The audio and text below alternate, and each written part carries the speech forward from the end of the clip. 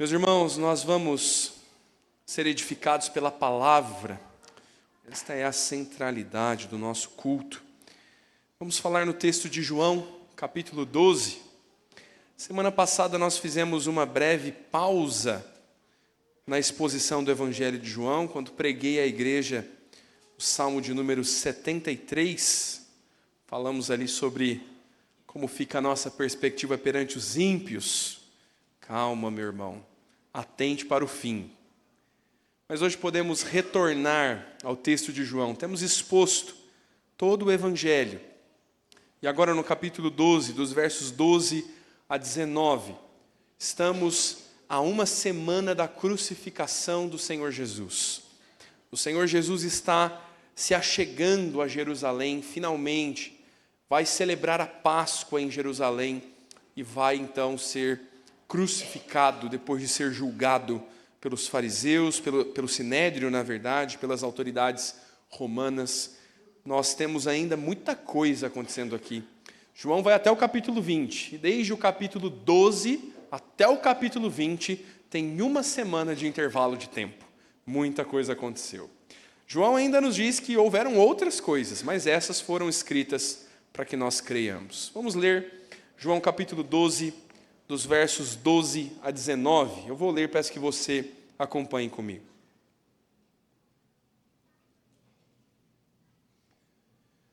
No dia seguinte, a numerosa multidão que viera à festa, tendo ouvido que Jesus estava de caminho para Jerusalém, tomou ramos de palmeiras e saiu ao seu encontro, clamando: Hosana, bendito o que vem em nome do Senhor e que é Rei de Israel.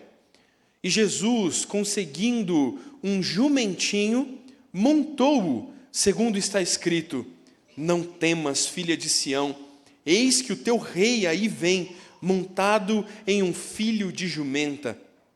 Seus discípulos, a princípio, não compreenderam isso, porém, quando Jesus foi glorificado, então eles se lembraram que estas coisas estavam escritas a respeito dele e também de que isso lhe fizeram. Dava, pois, testemunho disso a multidão que estivera com ele quando chamara a Lázaro do túmulo e o levantara dentre os mortos. Por causa disso, também a multidão lhe saiu ao encontro, pois ouviu que ele fizera este sinal. De sorte que os fariseus disseram entre si: Vede que nada aproveitais, eis aí vai o mundo após ele. Vamos orar mais uma vez, queridos. Pai de amor, nós estamos diante da Tua palavra, Senhor. Sabemos que é a revelação do Senhor para nós. Tua palavra é santa e pura instrução do caráter do Senhor, da pessoa de Cristo, da nossa vida piedosa. E oramos, Deus, para que o Senhor nos ensine, Pai. Se Teu Espírito Santo não tratar nos nossos corações, nós não entenderemos a Tua palavra. Seremos embrutecidos, Pai, pelo nosso pecado, pela nossa limitação. Só o Senhor pode nos mostrar, nos revelar o Rei de Israel e nos fazer clamar perante o Rei. Oramos, Senhor, para que a glória do Rei seja expressa diante dos nossos olhos.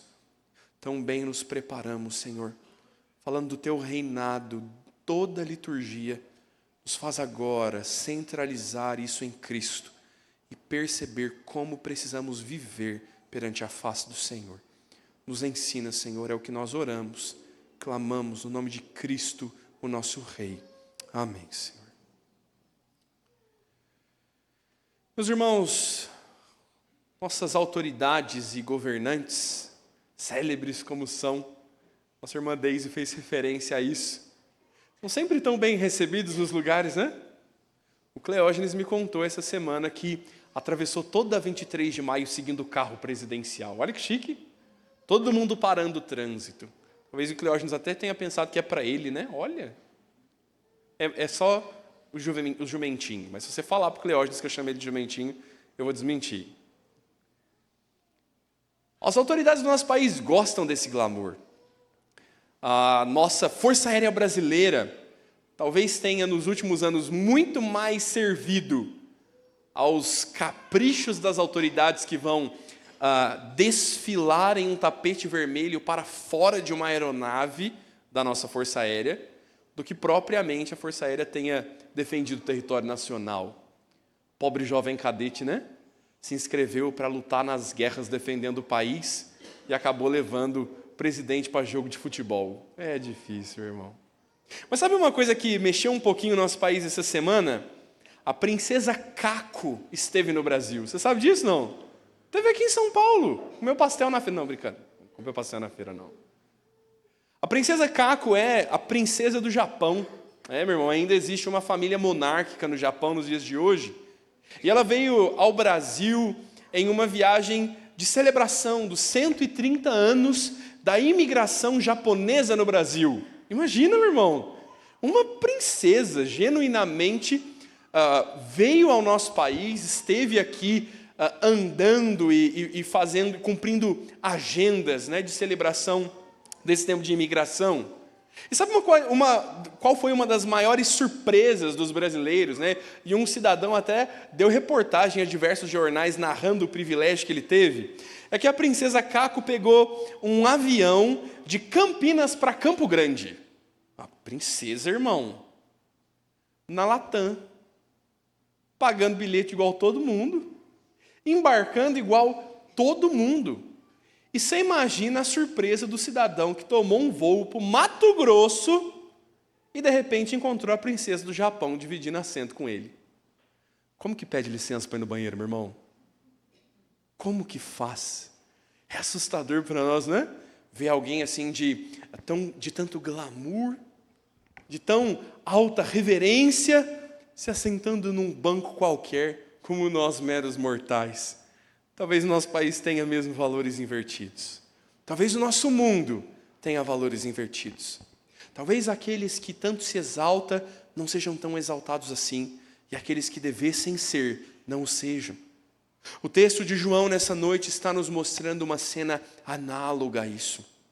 O Senhor Jesus, o nosso Deus encarnado, está vivendo em estado de humilhação, está sofrendo as mazelas da vida humana, sem contudo pecar. Mas aqui há um lapso no sofrimento de Jesus, há uma lacuna na humilhação de Cristo, e há um testemunho um pouco maior, um pouco mais extenso do que meramente o grupo dos apóstolos. E então toda uma multidão, em uma entrada triunfal, como nos chama o título do texto, vai receber Jesus e aclamá-lo como o Rei de Israel. Quais as nuances desse texto? Quais os ensinos dele para nós? Quero pensar contigo, meu irmão, sobre um clamor ao Rei que triunfa. Podemos olhar nesse texto e nos deparar com o nosso clamor ao Rei de Israel, que é triunfante. Ao contrário do que normalmente fazemos, meu irmão, você não vai encontrar divisões na minha pregação hoje. Você me perdoa? É que eu não estudei, não, brincadeira, eu estudei, prometo. Mas o texto é enxuto e difícil de dividir. A minha tentativa homilética, então, é expor todo o texto de uma só vez e, ao final, trazer 4 grandes aplicações para a tua vida. Então, não espere o ponto 1, ponto 2, ponto 3, como normalmente se vem. Hoje o sermão presbiteriano é de um ponto só, tá bom? Vamos olhar para o texto, vamos pensar como essa cena está acontecendo, como há um clamor a este rei que é triunfante. O verso 12 começa nos contando que o dia seguinte aos fatos, o dia seguinte àquele encontro em que Jesus é ungido, lembra-se do capítulo 1, do capítulo 12, verso 1 em diante, Maria vai derramar uma lira, ou melhor, vai derramar um nardo puro sobre Jesus, uma grande quantidade, uma libra de bálsamo de nardo puro, e então na manhã seguinte Jesus vai sair de Betânia e viajar os últimos quilômetros em direção a Jerusalém. Existe já uma multidão cercando Jesus. É próxima à festa da Páscoa.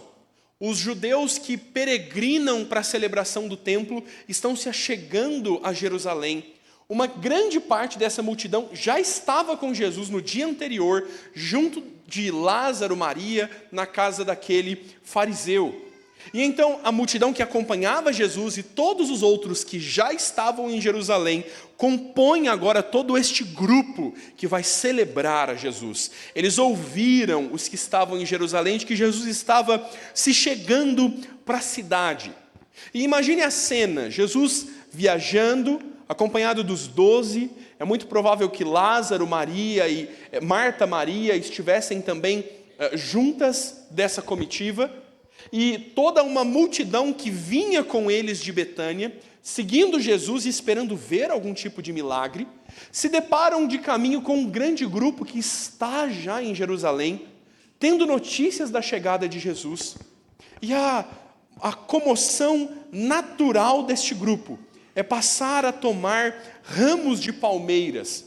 Um dos outros evangelhos nos narra que alguns estenderam suas próprias capas, suas roupas sobrepostas sobre o chão, para que na entrada de Jesus, os ramos de palmeiras fossem derrubados sobre o caminho e o Senhor Jesus fosse bem recebido entre eles.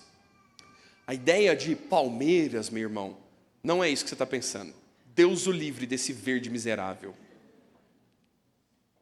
A ideia das palmeiras no texto é pensar sobre a celebração e a vitória. A palmeira se tornou para o judeu do primeiro século um símbolo de nacionalismo.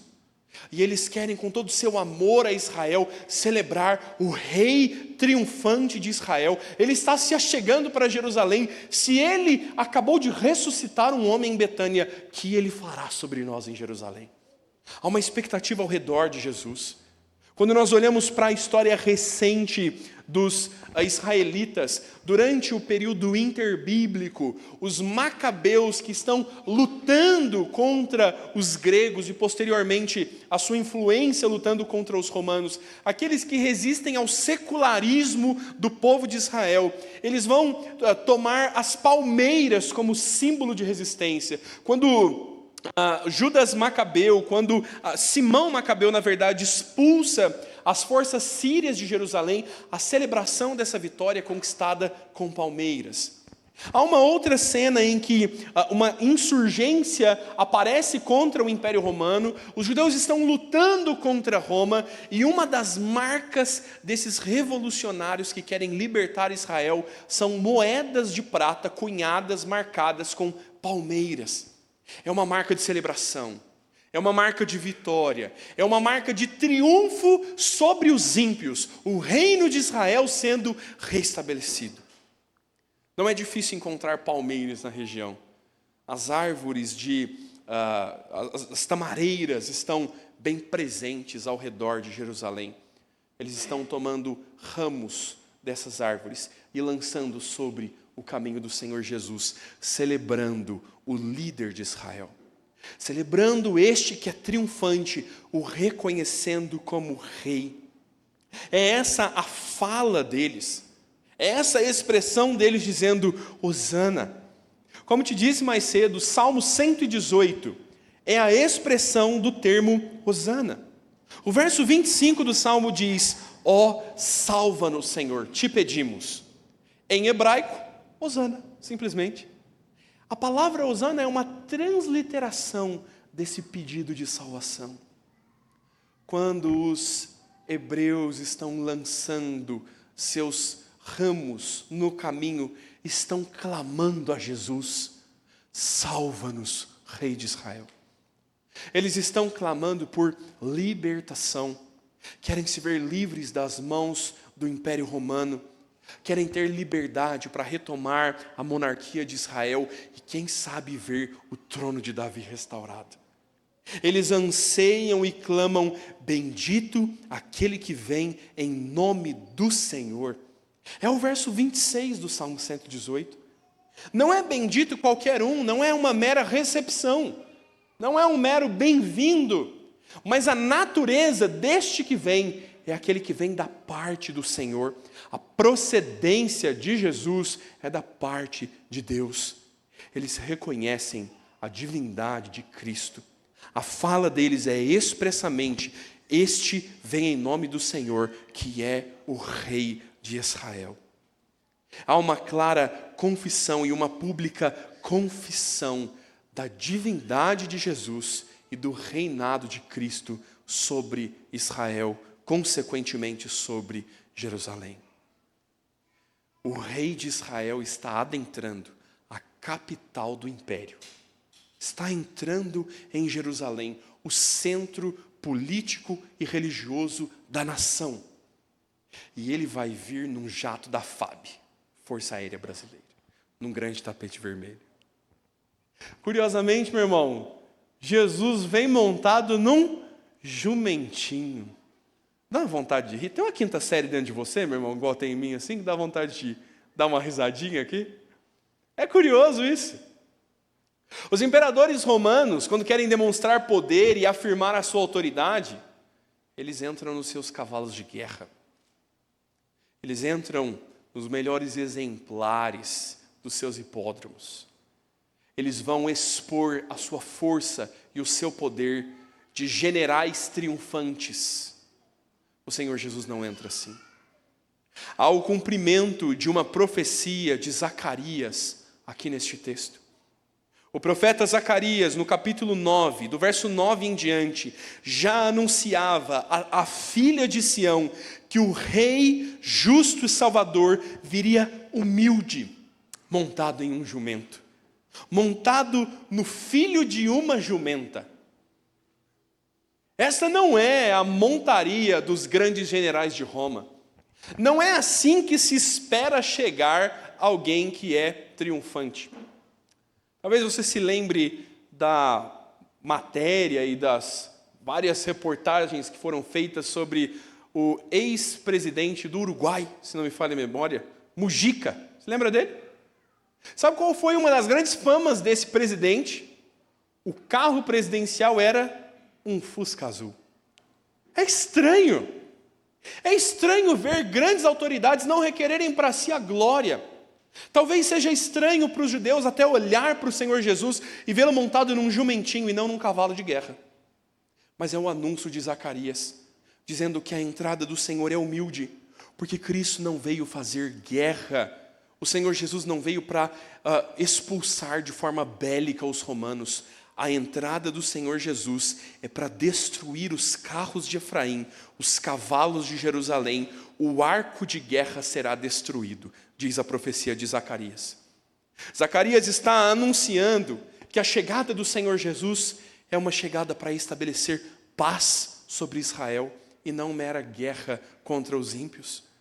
Talvez essa estranheza não compreenda o caminho que vai tomar o Senhor Jesus. Estes que estão vendo o grande Messias humilde, esperassem que ele expulsasse os romanos, geram mais uma vez uma expectativa infundada no seu coração. E não vão ver o Senhor Jesus cumprindo as expectativas humanas que eles têm. É estranho pensar que o triunfo do qual nós estamos falando é uma cruz e uma morte sangrenta. Qual de nós poderia pensar que o findar-se de uma entrada triunfal termina em morte? É estranho, é avesso ao que nós estamos acostumados a ver. Não contempla as glórias deste mundo, porque o reino do Senhor Jesus, de fato, não o é deste mundo. O texto nos mostra ainda em Zacarias que este rei que viria montado em um jumento, diz o verso de número 10 de Zacarias 9, ele anunciará paz entre as nações, e o seu domínio se estenderá de mar a mar, desde o Eufrates até as extremidades da terra. O Senhor Jesus entra em Jerusalém para estabelecer paz, e a paz do seu governo, o seu domínio irá de mar a mar. Quando nós vemos o livro de Atos, quando nós conhecemos a sucessão do ministério de Jesus, o reconhecimento é este: os gentios vão ser alcançados. O evangelho é pregado em Jerusalém, Diversas nacionalidades reunidas em Pentecostes ouvem, os samaritanos vão ser alcançados, os confins do mundo conhecido, o Império Romano vai ser alcançado. Paulo deseja chegar à Espanha, e ainda que cruzando os limites do primeiro século, este evangelho vai cruzar todos os mares, e a profecia de Zacarias está então plenamente se cumprindo. Todo o mundo, de mar a mar, todas as nações, recebendo o anúncio da paz que é conquistada por Cristo. Um rei montado em um humilde jumentinho. Meus irmãos, os próprios discípulos não estão entendendo isso. Os próprios discípulos do Senhor Jesus não entendem. João nos conta isso no verso 16. A princípio não compreenderam. Eles só conseguiram ajuntar as peças e entender o cumprimento do Antigo Testamento em Cristo, a razão pela qual Jesus foi saudado dessa forma, só compreendem após a morte do Senhor Jesus. Só após a crucificação, e então quando Jesus começa a ser glorificado, é que eles entendem essas coisas. Eles não conseguem contemplar como a humilhação de Jesus pode ser benéfica. Mas ao ver a sua ressurreição, a sua ascensão aos céus, subindo perante os olhos de todos, é só aí então que os discípulos conseguem entender as coisas que estavam escritas a respeito de Jesus e também este ato que foi feito quanto ao Senhor. É estranho para eles ver Jesus sendo recebido assim. É estranho para eles pensar que o triunfo de Jesus vai terminar em morte e muito sofrida morte. Afinal, meu irmão, o texto nos conta que a grande multidão que seguia Jesus, depois de ter ressuscitado Lázaro, causou espanto aos fariseus. Haviam muitas pessoas ao redor de Jesus, e essa multidão saiu ao encontro de Jesus por causa deste sinal. E agora então, os fariseus que vêm há muito perseguindo o Senhor Jesus, estão assolados pela cena que eles estão vendo. Eles estão decepcionados pelos seus esforços. Eles tentaram de toda forma minar o ministério de Jesus, cessar o conhecimento deste homem. Agora eles já decidiram matar Jesus. Mas ainda assim, o que eles conseguem ver na entrada de Jesus em Jerusalém é um rei triunfante, aclamado pelo povo. A conclusão deles é: vede que nada se aproveitais. Eles estão dizendo entre si: nós nos esforçamos e todo o nosso esforço foi inútil. Não teve proveito nenhum perseguir esse tal de Jesus. Qual a prova disso? Eis que aí vai o mundo após ele. Olha o mundo de gente que segue este homem chamado Jesus. Nós não podemos detê-lo. É a sensação que há no coração dos fariseus. João está nos contando isso. É quase impossível segurar a aclamação que está sendo entregue ao Senhor Jesus, ao Rei de Israel. Como eu te disse, meu irmão, quero implicar este texto à tua vida agora. É difícil para mim como pastor. Não fiz mestrado em pregação ainda, irmãos. Difícil dividir e separar esse texto. Mas os ensinos do texto se tornam um pouco mais claros quando nós o olhamos como um todo. E eu quero pontuar dentre estes.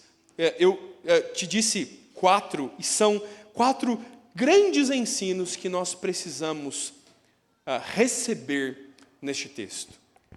O primeiro deles, meu irmão, é observar a forma como os judeus estão reconhecendo Jesus e nós aprendermos a reverenciá-lo como rei. Nós tantas vezes tratamos o Senhor Jesus com muito pouca importância. Nós almejamos por estar na presença de autoridades, ou ainda que não almejemos, em estando, nós respeitamos as autoridades. É fácil para nós nos conter quando o patrão entra na sala, não é? É fácil para nós.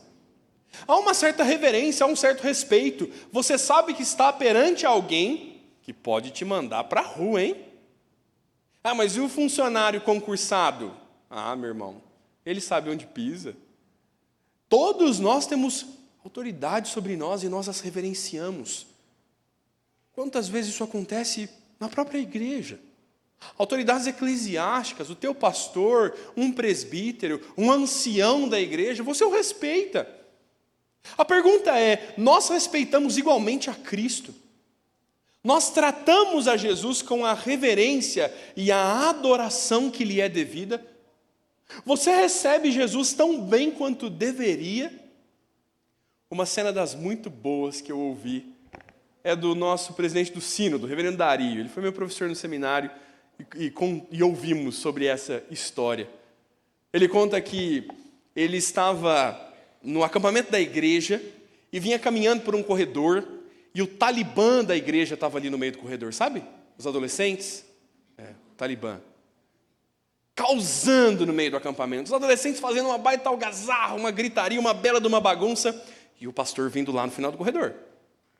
E o reverendo Dario diz que quando um deles percebeu o pastor vindo, disse, pastor.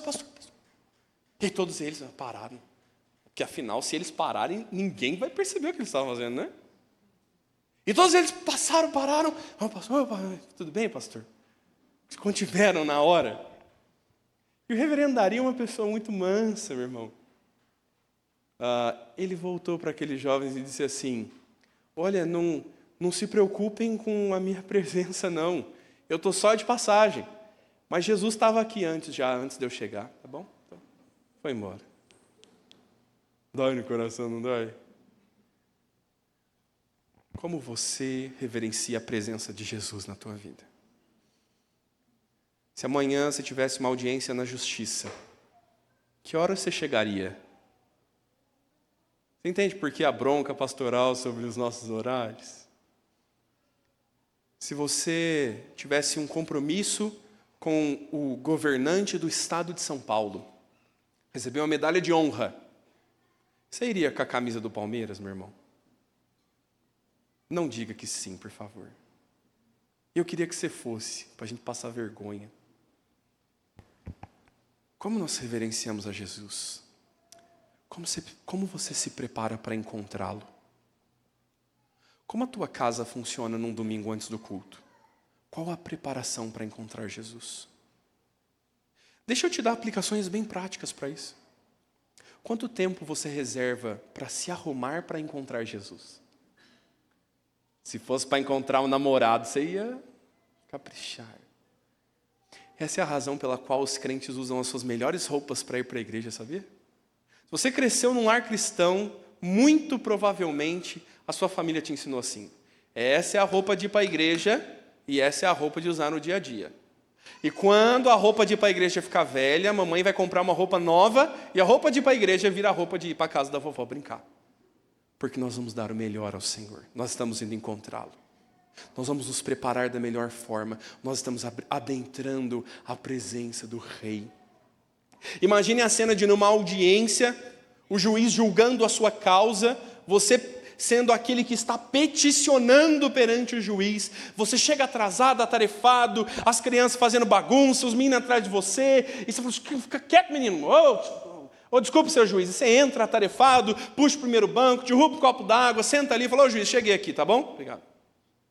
Como você acha que você vai ser recebido no tribunal? Meu irmão, eu não quero ser farisaico de falar sobre a tua forma de estar na igreja. Eu quero falar ao teu coração. Qual a disposição do teu coração para reverentemente encontrar o Senhor Jesus? Como Ele é recebido na tua casa?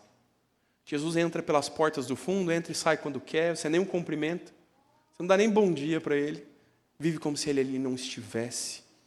Nós precisamos aprender, meu irmão, que estamos perante o Rei de Israel e nada menos nos cabe do que celebrá-lo, do que nos curvar perante Ele e adorá-lo, e dar a Ele o louvor e a glória que lhe é devido em todo o tempo, com toda a nossa vida, e também no tempo do culto público, quando é o momento em que nós, como igreja, nos apresentamos ao nosso Rei. Isso nos leva ao segundo grande ensino. Primeiro, reverencie ao Senhor como Rei. Segundo, clame ao rei.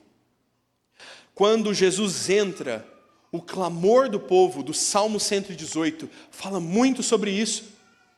Quantas vezes nós mesmos não intercedemos perante autoridades?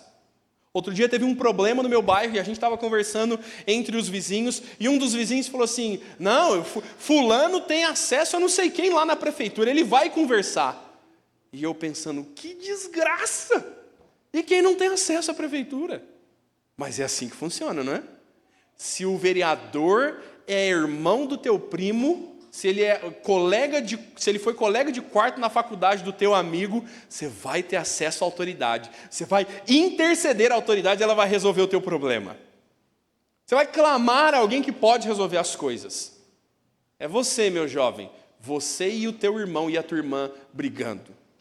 Crianças, vocês brigam com os irmãos? Não, né? Não, nunca brigam. Nunca brigam? Ó, que mentira, é pecado, hein? Quem que vocês chamam quando a briga perde o controle? Eu não cheguei nessa fase ainda, meu irmão. E também não tive irmão, não cresci com irmãos, mas eu conheço esse grito estridente. Os meus primos eram vizinhos lá de casa, e o grito era, Mãe Simara! A gente ouvia lá de casa, e a gente sabia que a autoridade estava sendo conclamada para resolver um problema. Uma injustiça está acontecendo, e você clama por ajuda de quem pode resolver. Meu irmão, o Salmo 118, o termo hosana é salva-nos, Senhor. Dizer hosana é dizer salva-nos, Senhor. O Senhor é o rei de Israel, o Senhor é o soberano, todos os povos se lhe submetem, salva-nos, Senhor. Imagine, meu irmão, se você tivesse livre acesso a uma autoridade que pudesse resolver o problema de segurança pública da tua rua. Se você pudesse conversar com o prefeito e tudo que você pedir, ele te atendesse, ele botasse uma viatura na esquina da tua casa. Se a Sabesp, meu irmão, consertasse aquele buraco da tua rua que eles causaram essa semana, eu sei, agora está de ponta cabeça, né? Se você pudesse pedir e ser atendido, você não pediria. Nós podemos clamar pelo socorro de Jesus, por que nós não clamamos? Por que nós não nos pomos perante o rei de Israel, nós que fomos resgatados do império das trevas e agora somos seus súditos, e não só seus servos, mas ele nos chama amigos, e você pode clamar, adentrar a presença do rei, porque você é amigo do rei, e pedir, me salve. Por que você não faz? Porque a oração é tão distante de nós? Por que nós corremos para o terapeuta tão rápido? Por que nós corremos desesperadamente para um medicamento, para um político, para um livro de autoajuda, e nós não clamamos, salva-nos? O texto está nos ensinando a depender do Senhor, irmãos. Nós precisamos reconhecer o rei de Israel e, sabendo o seu poder, nos pôr debaixo dele e clamar pelo seu favor. Reverencie a Jesus como rei. Tenha reverência no teu coração. Clame hosana ao rei. Ele é aquele que vem da parte de Deus e que pode genuinamente nos socorrer. Em terceiro lugar, o reino de Deus é de uma grandeza invisível. Entenda isso. Os judeus estão, talvez, cheios de expectativas e vão se frustrar muito rápido. É, a alegria de pobre dura pouco, né, meu irmão? O rei que eles aguardavam redimir Israel e livrá-los do jugo romano, no final da semana vai ser crucificado. Eu imagino e acredito que seja muito provável que vários que testemunharam essa entrada triunfal de Jesus, na manhã de sábado, na mesma semana, estivessem dizendo, erramos, hein? Nossa, tinha certeza que era ele, mas não foi dessa vez. É igual a gente depois de 6 meses que elegeu os políticos, né? A gente é desse jeitinho. Ai, tinha certeza que o fulano ia ser bom para a prefeitura. E foi uma desgraça. Nós pomos expectativa em lugar errado. Eles estão pondo a expectativa em lugar errado.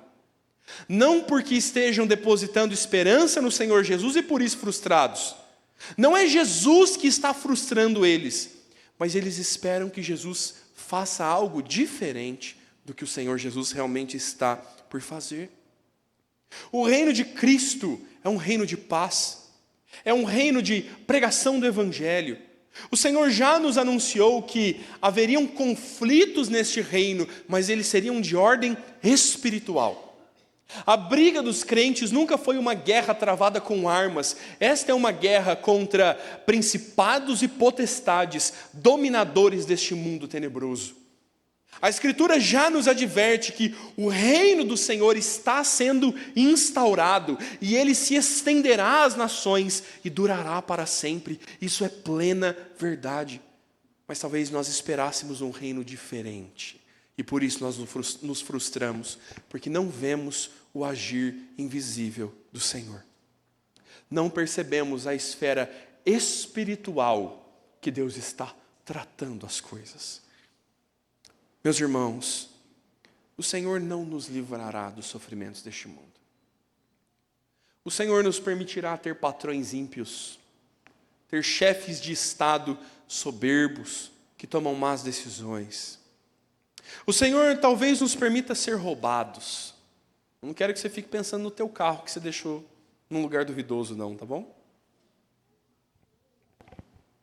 Mas o Senhor está demonstrando que, quanto à vida espiritual, não há qualquer chance de os crentes perderem a guerra. De que por mais que os reis e reinos lutem contra o avanço do Evangelho de Cristo, é impossível detê-lo. É impossível. A paz que existe na fé em Cristo está estendida sobre o globo e alcançando os seus confins. E de fato o reino do Senhor está estabelecido. Se nós estamos frustrados, é porque nós não estamos percebendo o que Deus está fazendo. Meus irmãos, o mundo irá de fato de mal a pior. É a consequência do pecado. Na última semana preguei aos irmãos o Salmo 73, pondo justamente um pano de fundo sobre isso. E quero lembrá-lo do último sermão: atente-se para o fim dos ímpios.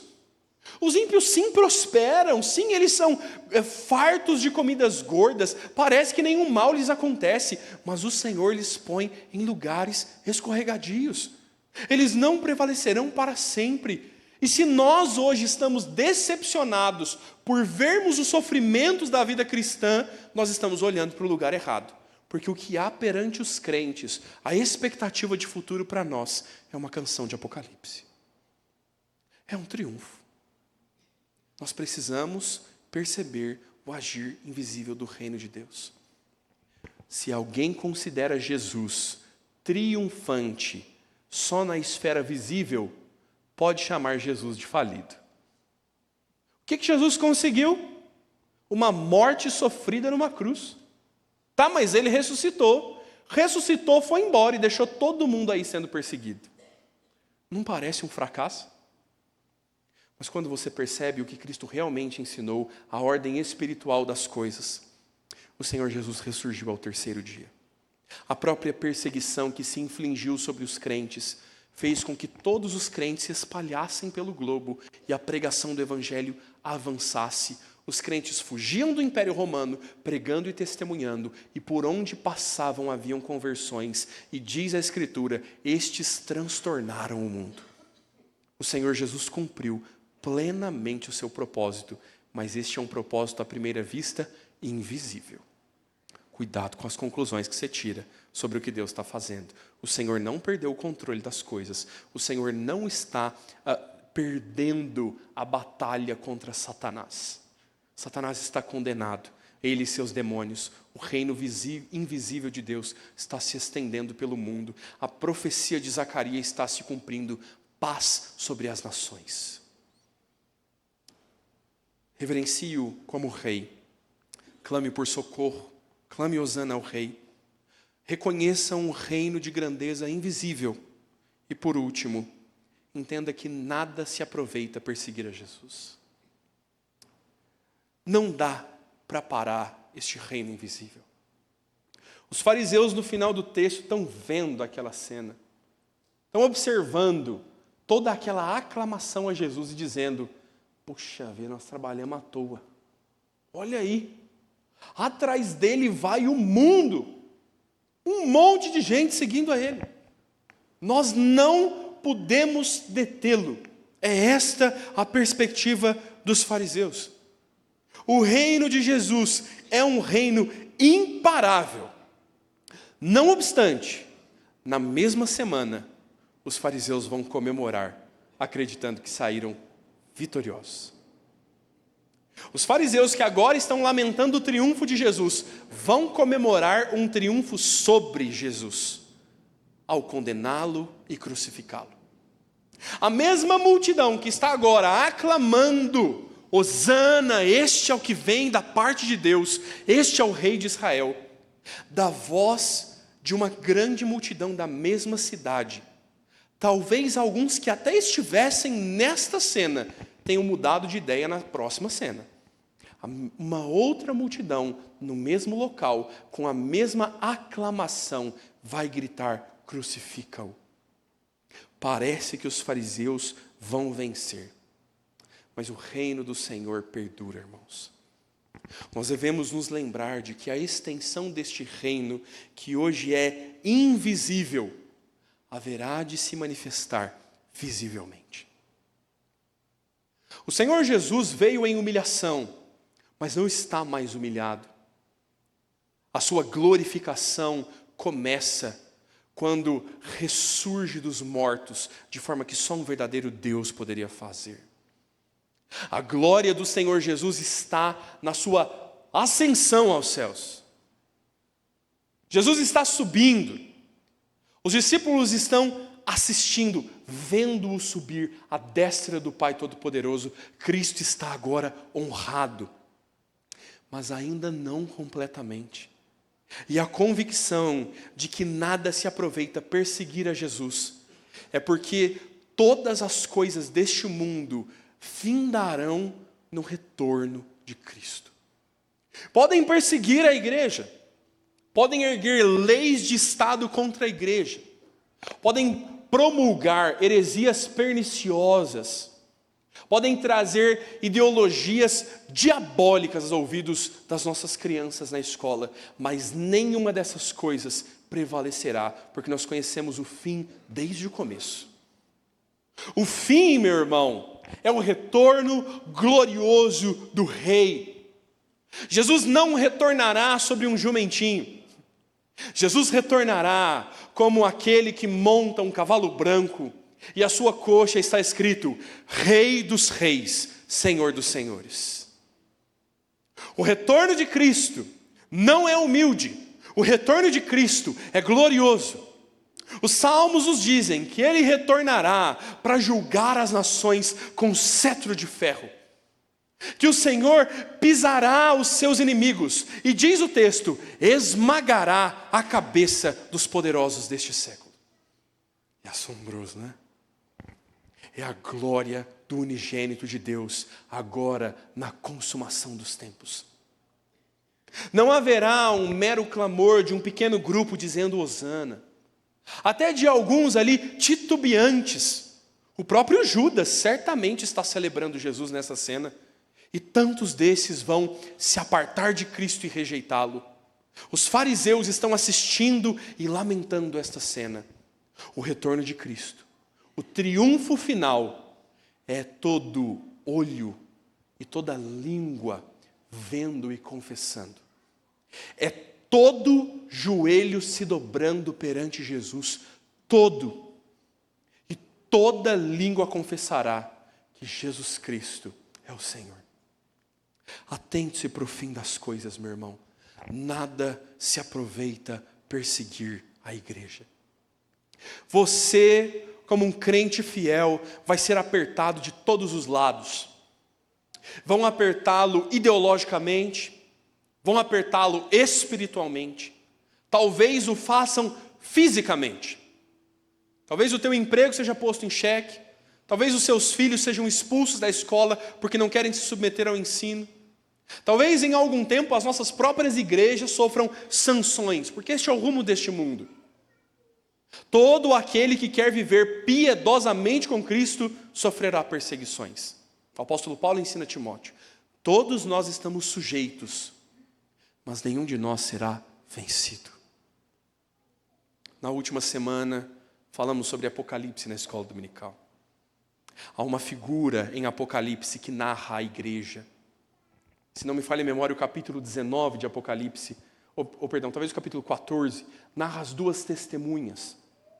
Aquelas que vão pregar e testemunhar de Jesus. Simbolicamente, o texto de Apocalipse está falando da igreja. A igreja vai operar sinais. Apocalipse diz que as duas testemunhas transformam a água em sangue. Quando é que você viu isso? Lá em Moisés. O povo de Deus está operando no Antigo Testamento. As duas testemunhas vão operar sinais e maravilhas e milagres, como nós vemos no Novo Testamento. A igreja, as duas testemunhas de Apocalipse vão pregar aos quatro cantos da terra. E elas serão terrivelmente perseguidas. Apocalipse nos diz que a igreja será perseguida. A perseguição dos fariseus neste texto não cessa aqui, continua sobre nós.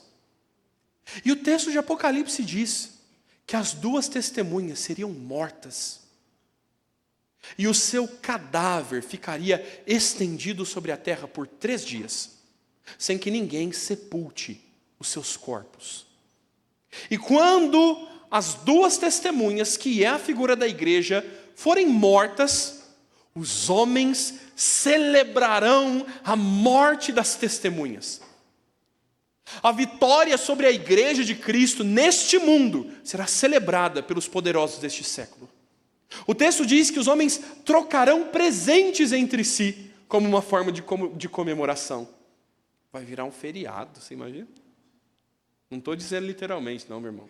Então você vai ficar procurando sinal do fim dos tempos aí. Mas sabe o que acontece ao final de 3 dias? 3 breves dias. Uma mesma analogia a um Cristo que ficou morto por 3 dias. O texto de Apocalipse diz que o Senhor retornará dos céus e ressuscitará as testemunhas, e elas ascenderão para um encontro com o Senhor. A igreja de Cristo vai ser apertada e perseguida, e ainda que ela seja visivelmente morta e as pessoas celebrem a morte da fé cristã, no retorno do Senhor Jesus, a igreja será ressurreta e ela será triunfal sobre este mundo. Não perca os olhos do fim, meu irmão. Nenhum sofrimento que se afligir sobre nós pode ser grande demais. Nenhuma perseguição pode suplantar a obra do Filho de Deus sobre nós. Todos confessarão. O retorno de Cristo não se dará com palmeiras e vestes. São os elementos deste mundo que serão abrasados. O céu se desfará em chamas. A terra estremecerá. Será visível a todo olho, como um relâmpago que sai do oriente ao ocidente. A própria criação recebe o seu Criador no retorno de Cristo. A volta do Senhor Jesus é o momento em que os seus adoradores clamarão pela última vez: salva-nos, Senhor.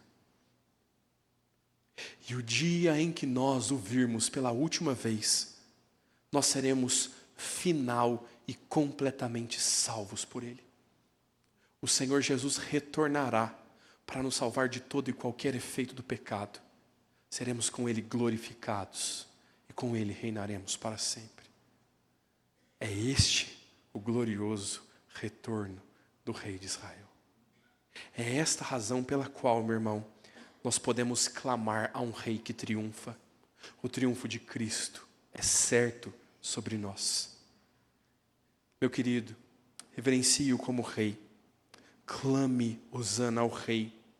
Perceba a grandeza invisível deste reino e entenda que nada se aproveita a perseguir os crentes. nós triunfaremos com Cristo. Que o Senhor nos abençoe com a sua palavra. Vamos orar, queridos.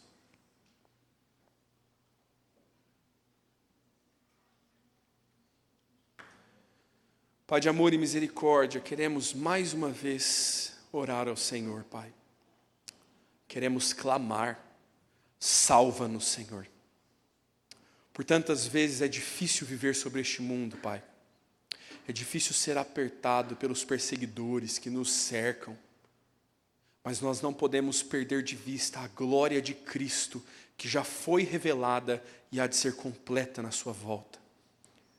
Oramos, Senhor, para que o Senhor nos sustente o coração e nos alimente com a Tua palavra. Oramos, Deus, para que sejamos fiéis adoradores. Ensina-nos a adoração, Pai. Dá-nos santa reverência no coração, santo temor pelo Rei dos Reis, que adentra as nossas casas e vive conosco continuamente. Ensina-nos a viver diariamente perante a presença do Senhor. Livra o nosso coração, Pai, de confiar nos homens, como o Salmo 118 nos disse. Livra-nos, Pai, de buscar salvação em outro lugar que não o Senhor. Mas quando nós clamarmos, Pai, por socorro, socorre-nos, Deus. Para que nós, como o salmista, cantemos: as misericórdias do Senhor duram para sempre. O Senhor socorre o necessitado. O Senhor olha para aqueles que o temem. Senhor, nos dá da Tua graça, Senhor, para vivermos dessa forma piedosa. E, Pai, clamamos, ponha os nossos olhos na eternidade, Pai. Nos relembre o triunfo que está por suceder sobre nós. Nos lembre, Pai, que ao final de todas as coisas, seremos como vitoriosos por causa de Cristo e receberemos do Senhor a coroa. Seremos recebidos no Teu reino, veremos o Senhor Jesus face a face e nós poderemos cantar e celebrar que Santo, Santo, Santo é o Cordeiro. E nós estaremos para sempre na Tua presença, Senhor. Jamais nos afligirá o pecado, nos veremos completamente salvos, Pai. Não nos deixa esquecer dessas coisas, não nos deixa esquecer que o nosso destino é uma coroação com Cristo Jesus. Não nos permita, Senhor, viver moribundos e cabisbaixos pelos sofrimentos deste mundo. Nos ajuda, Senhor, pela contemplação do Teu triunfo na entrada em Jerusalém. Nos ajuda a pensar no triunfo final e último e tão mais glorioso que será ver o Senhor Jesus sobre as nuvens. Assim oramos, assim clamamos, no nome de Cristo Jesus. Amém, Senhor.